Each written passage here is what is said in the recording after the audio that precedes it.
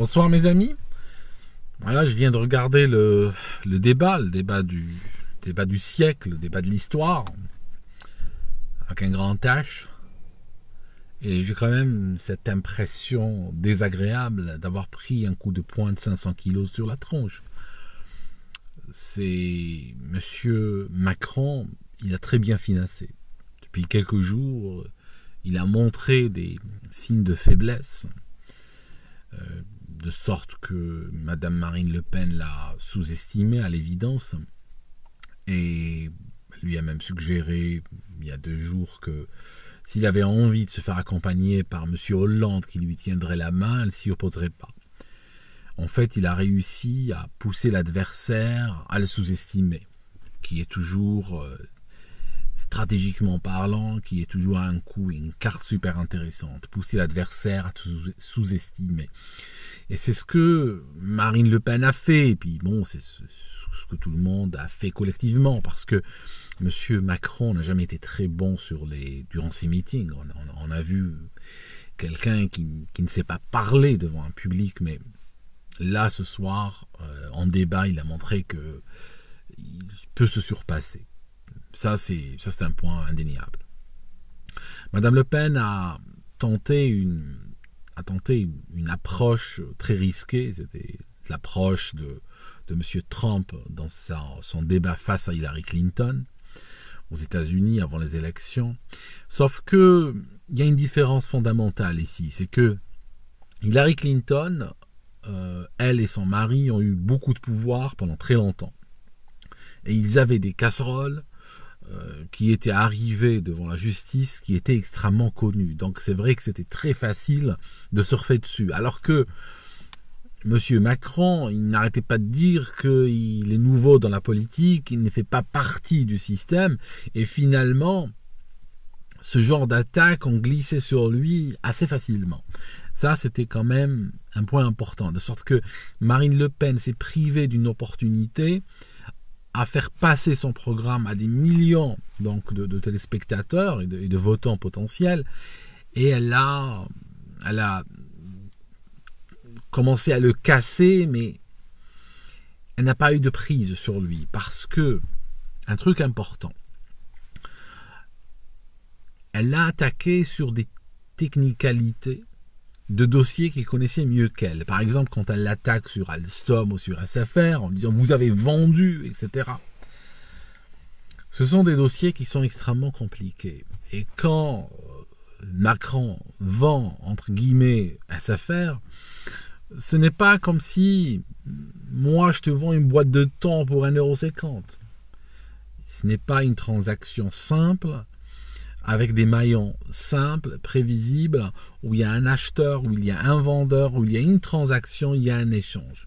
Ce sont des transactions extrêmement techniques, extrêmement compliquées, dans lesquelles il y a une dissolution des responsabilités, et tu ne peux pas utiliser la même terminologie. Or, le problème, c'est que lui, il le sait très bien. Il le sait très bien. Et en plus, en tant que quelqu'un qui est de l'intérieur de ces transactions-là, il en connaît la complexité. Et donc, elle l'a attaqué en cherchant à être précise, alors qu'il était plus précis qu'elle. Et puis, son attaque n'a pas pu prendre. C'est que même si Marine Le Pen avait le détail des transactions, ce n'était pas le bon forum pour les apporter, parce que la ménagère moyenne ou le ménager moyen n'aurait pas pu suivre toute cette histoire très compliquée, et toute la durée du débat n'aurait pas suffi, ne serait-ce qu'à entrer en matière pour expliquer ces ventes qui suivent des processus extrêmement compliqués. Donc voilà, ça c'était une deuxième erreur stratégique, donc de le pousser dans des détails qu'il connaît mieux qu'elle. Il y a une règle chez les pénalistes américains, dans les tribunaux, c'est de ne jamais poser une question dont on ne connaît pas la réponse. Elle a posé des questions dont elle ne connaissait pas les réponses. Elle a même posé des questions pour lesquelles M. Macron était la source autoritative. Ça signifie qu'il n'y avait pas d'autre source que lui. Quand par exemple elle lui dit « Si vous êtes président, Parizeau sera votre Premier ministre ». Et lui, il répond non, je vous annonce que non. C'est très simple. Il peut parer ça très facilement. Et qu'est-ce qui se passe? Ben ça, son attaque fait un flop. Bien sûr, si elle avait des raisons solides de croire ou de penser que Mme Parizeau serait la Première ministre, par exemple, si elle avait un enregistrement, une lettre, quelque chose de confidentiel, qu'elle pourrait sortir de manière théâtrale, en le chopant sur le fait, en train de mentir, oui, bien sûr, elle peut tenter ça. Mais à ce moment-là, elle connaît la réponse avant de poser la question. Mais ce qu'elle a fait, c'est qu'elle a posé la question alors qu'elle ne connaissait pas la réponse. Et donc, elle s'est faite avoir. Deuxièmement, enfin, troisièmement même, c'est que elle a commis une erreur psychologique en le mettant dans une situation de président. Lui, jamais il ne projetait ou il ne créait la situation, ne serait-ce que l'image mentale de la situation où Marine Le Pen est présidente et il la met sur ce siège de président. Elle l'a traité en président tout le temps. Et ça, rien que lorsqu'elle lui dit quand vous serez président, Madame Parizeau sera votre Premier ministre, je veux dire, il fallait peut-être formuler autrement la question.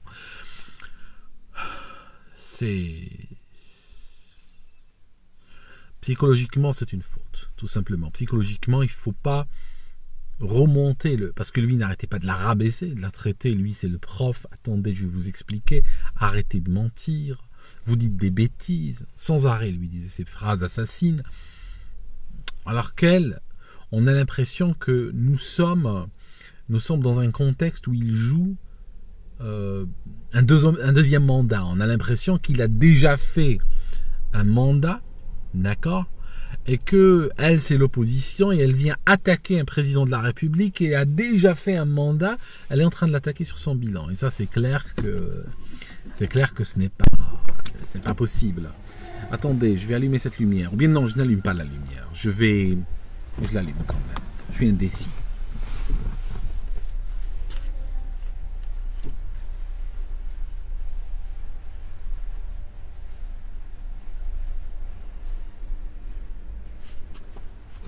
Je disais quand même que c'est extrêmement triste parce que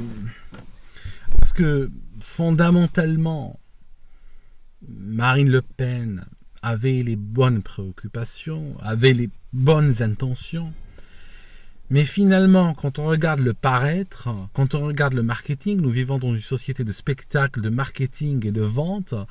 Lui, il va apparaître à la famille moyenne comme le gendre parfait. Il est jeune, il a sa petite cravate, il est souriant, il est banquier. Je veux dire,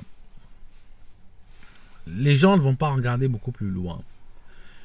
Même si Marine Le Pen est meilleure au niveau de la substance, elle n'est pas toujours bonne au niveau de la manifestation, surtout quand il s'agit de débat. Voilà, ce qui fait que je ne sais pas, ce n'est pas un deuxième tour des élections ce soir. Les journalistes ne vont pas prendre l'un des deux candidats puis lui lever le bras et dire voici votre président. Ce n'est pas comme ça que ça se passe. Mais bon, il y a des millions de gens qui regardaient, beaucoup d'indécis, et puis j'ai reçu des volées de messages de gens qui n'étaient pas convaincus par sa prestation à elle. L'honnêteté m'oblige à dire que j'ai même reçu des messages de gens qui étaient convaincus par sa prestation à lui. Voilà.